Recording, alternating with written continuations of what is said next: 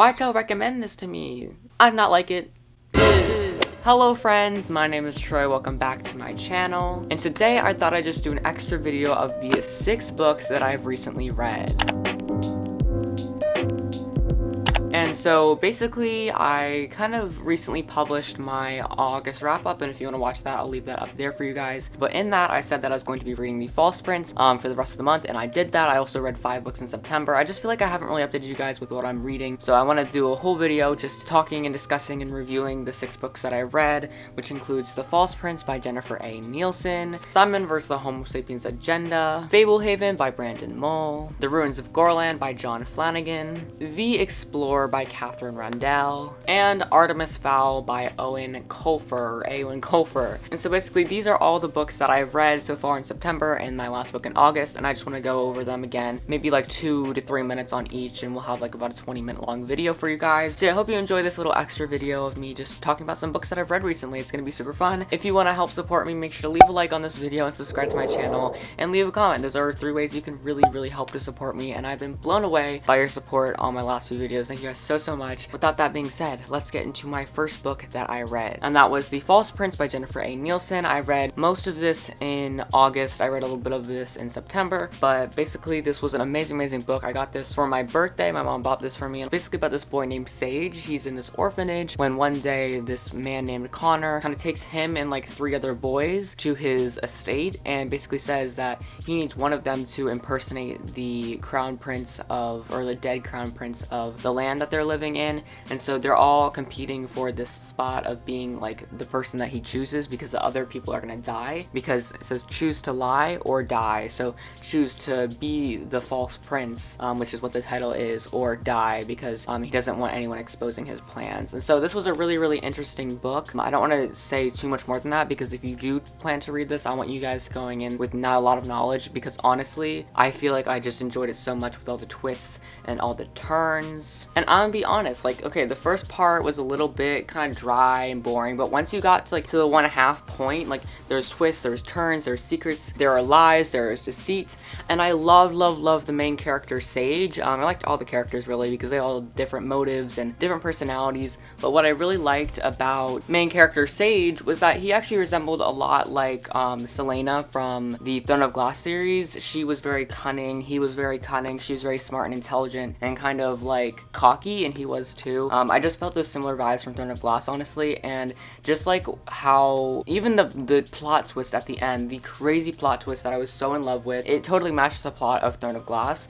And so I guess I just saw that similarity in there, which, I mean, it was a totally unique and different plot, but I just think the kind of similarities in there kind of made me smile, and more eager to read Throne of Glass again. It was like a really short book, honestly, too. One night I read from page 90 to page like 290. It was great. I read like 200 pages, but it was a really quick read. It was really good. The plot twists, the plot itself was really good, the characters, and again, just the twists and the secrets and the lies. Like, this book is basically all about lies and deceit, and just the ending was so freaking good, and I can't wait to read more of the series. Anyways, I think we just gotta get on to the next book, because I got super distracted. Okay, let's just move on to Simon vs. the Homo Sapiens Agenda by Becky Albertalli. I have a lot to discuss about this, and basically I thought this was a really good book. This book is about a boy named Simon. He's a closeted gay boy who is in high school. He's 17, and he has basically been messaging this other boy named Blue. They're both gay, and they start falling in love basically. One day in school, Simon kind of gets confronted by this boy named Martin, I'm pretty sure, who basically says, I saw your emails, I screenshotted your emails, and basically starts to blackmail Simon, and basically says, if you don't do what I want, which is to get him with another girl, or like to put in a good word for him, then he is going to expose his texts to this other guy. And so basically it's just this kind of dangerous game of Simon like walking on edge with people having his secrets, and he also has to like try to like find out who Blue is, the person that he's texting or emailing, and it's really good. I just didn't like it as much as some of the other like LGBTQ plus romances that I've read, honestly. I really love Adam Silvera and his writing, and I think that after reading like What If It's Us and getting introduced to Becky Albertalli, I was like, I might read another book by Becky Albertalli, but it just seems like I just don't like her writing as much as like Adam Silvera, and like they both die at the end and What If It's Us and stuff. So I don't know, I just felt like it was not like the best book I've read, honestly, and I rated this book like, what was it, 4 stars. Another point that I just didn't like was that like it took so long for us to find out who Blue was and to get to the actual romance part with the other guys. Throughout the book, like Simon was like, oh hey, he's cute, blah blah blah, but like nothing really actually happened, and we only got like 45 minutes of romance. I wish like maybe half of the book was the romance part, like the first half was finding his true love, and then the second half was like the actual romance, if that makes any sense. Another thing that I didn't really enjoy was like the characters, like the side characters.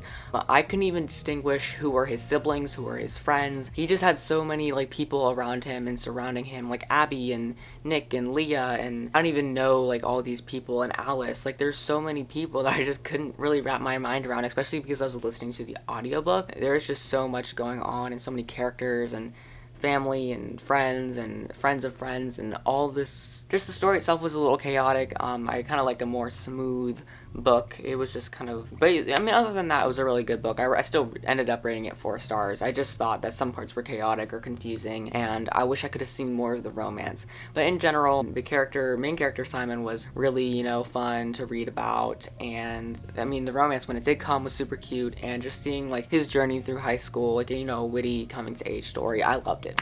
From the bottom line, I loved it. Alright, next up we've got Fablehaven by Brandon Mull. I talked about this again in my TBR, but this book is the start of a new series by Brandon Mull. Well, not a new series, but a series by Brandon Mull. I really love Brandon Mull. His middle grade books are so freaking phenomenal, so I cannot wait to continue with this series. But this series is basically like everything that I've ever wanted of a fantasy. Like it just has that like kind of feel to it, and that's why I really loved it. The boy and the girl, Seth and Kendra, they're siblings. They're going to their grandfather's mansion. What ends up happening is they discover this whole magical world around them by unlocking doors and unlocking secrets. They discover this whole magical world around them with creatures in the woods, and even in the mansion estate there's a bunch of secrets, and basically they're uncovering secrets about even their grandparents and the people around them, and they're hearing stories about all these creatures in the woods. And then what ends up happening is one night their grandfather, their caretakers, all that people go away. Seth and Kendra are left, you know, to basically unlock all these secrets and get their grandfather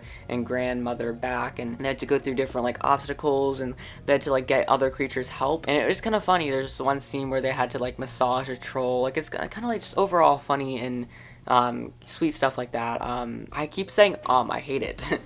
Ew, ooh, I really like the characters. Some characters annoy me, but like I like that. I like when a book gets me annoyed about something or like whatever. But I really liked Kendra, I liked Elena, I liked the ending too, and I just want to see more. I'm so intrigued because the secrets and the mysteries that they unlocked about the other like Fablehavens, or like the magical animal preserves and the animals inside them. I want them to keep exploring that area, and like the creatures, the fairies, the trolls, you know, the goblins, the centaurs. Like I want to just learn more, and it's just a world that like I'm really intrigued in and interested in. So yeah, I think it's a really fun series, and I want to keep going with it as soon as I get some way to do that. Alright, the next book I want to talk a little bit more about is The Ruins of Goreland by John Flanagan. I read this recently during the school week, and I would like listen to it like in between classes and in lunch and stuff. It was a really good read. It was really quick, and I really love the medieval like high fantasy feel to it. But basically the story is about this boy named Will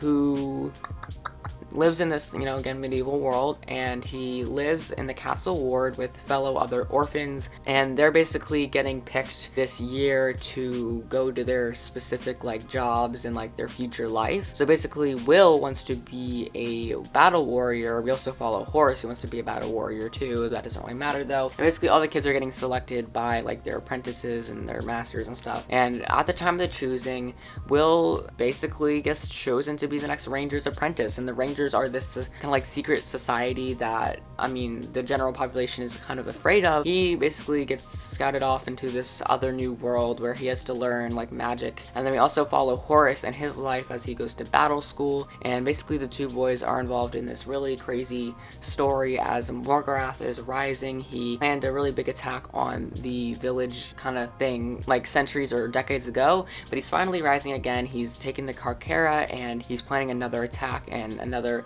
claim to power, and so the boys basically need to stop it, save the world. I don't know how much else to explain it. I hope that helped, but it was a really good book. I really loved following Will. He was a character that kind of related to me, like he was kind of like a small Weasley kind of dude, like a Ron Weasley, I don't know. The characters were good, as I said. The world was very actually beautifully written. I honestly really liked hearing about all the stories in the world, and even just some of like the slow, unnecessary scenes. I love just reading them to get like the character development and just to learn more and kind of like soak it all in, because I wish the book was kind of longer. It was a really short book, honestly. It was like 8 hours, and I cannot wait to keep reading the rest of the series. I still have a lot of questions. I still need a lot answered, and I still need to learn a lot more about the world. But I'm just really enjoying like society, and I honestly don't remember if magic was actually even introduced into this, but just there's a lot of good scenes in here, honestly. And yeah, that's like my kind of general thoughts. I know this series wouldn't appeal to everyone, but I still loved it. I think I rated it like a 4.5 stars. Yeah, I rated it 4.5 stars. I rated Fablehaven 5 stars. But yeah, I just love this book so much, and I cannot wait to read the rest of the series. I should be reading the next one soon. My hold is almost ready. Anyways, let's jump into the next one.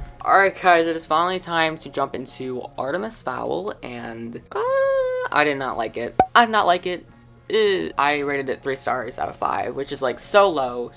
I don't even rate anything 3 stars. Why'd y'all recommend this to me? First of all, the main character, okay, actually let me explain it and then I'll go into my rant. But basically this book is about this boy named Artemis Fowl who is 12 years old, and he's like a super genius. And he is basically like, retrieves this books and learns about the fairies, and then he decides to kidnap one. And this story is basically, after Holly gets kidnapped, the fairy that gets kidnapped is Holly. Like, the fairies trying to rescue her, and it was just a lot. So that's really all you guys need to know, basically. And basically there's this whole command rescue team and this whole process that the fairies have to go through to try to defeat Artemis Fowl and take back Holly, the fairy. And so first of all, as I was saying before, the main protagonist, Artemis Fowl, is the villain. I probably said this in my videos before, but I do not like following the villains or like the bad characters in stories. I just don't like doing it. I like following the good guys, and even though we did follow the fairies, like I didn't even know who was good and bad. I don't even know who I was supposed to be rooting for. Like, was I supposed to be rooting for him kidnapping the fairy,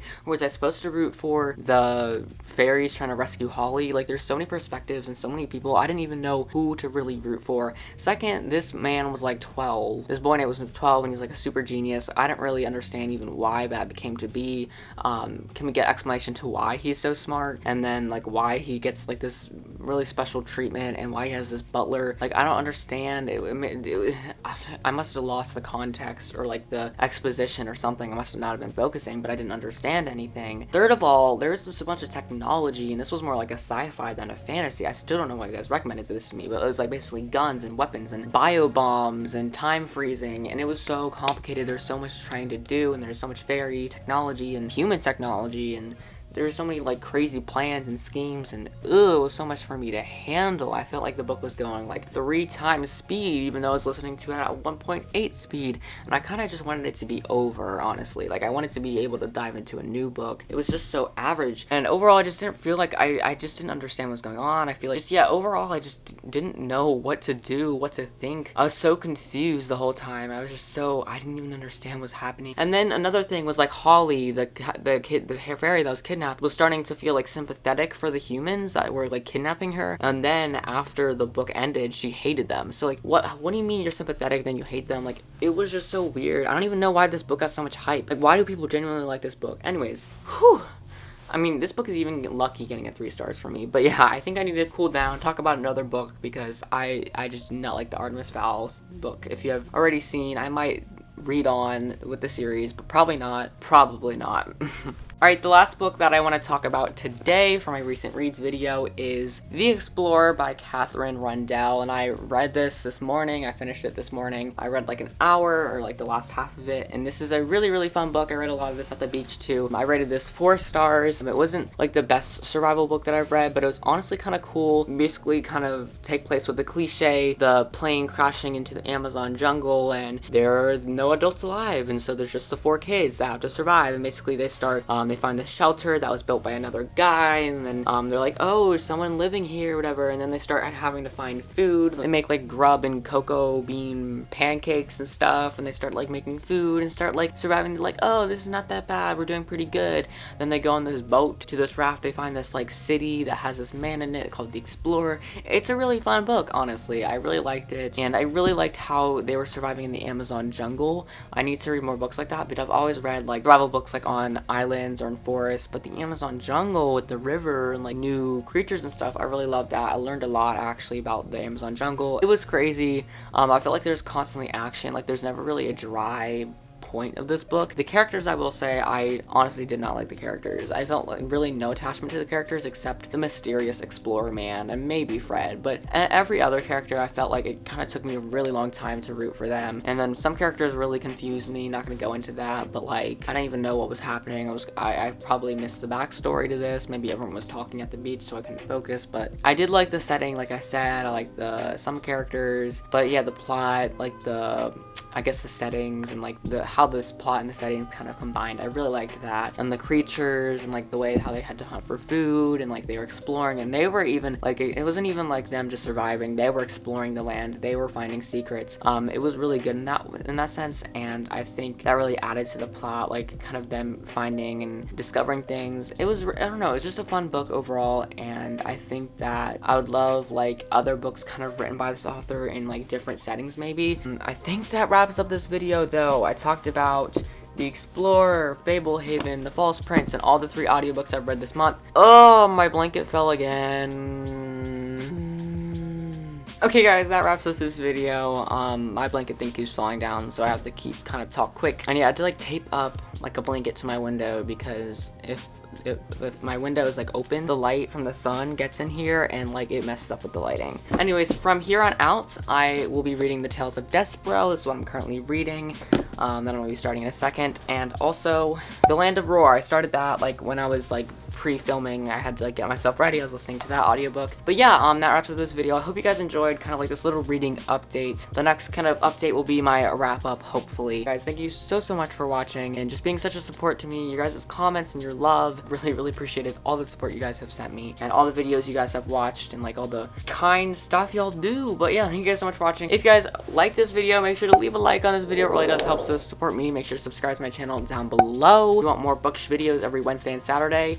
Oh, my thing is falling again. Okay, make sure to leave a comment down below. What books are you currently reading? What books are you planning to read next? Oh, also check up there for my last video is my big giant September TBR. If you haven't already watched that, make sure to go click on it because I have a really lot of books planned this month and it's gonna be a great month. But yeah, I gotta go. The light is coming. Have a great rest of your day. See you in the next one. Bye. Love you so much. She's a Mona Lisa.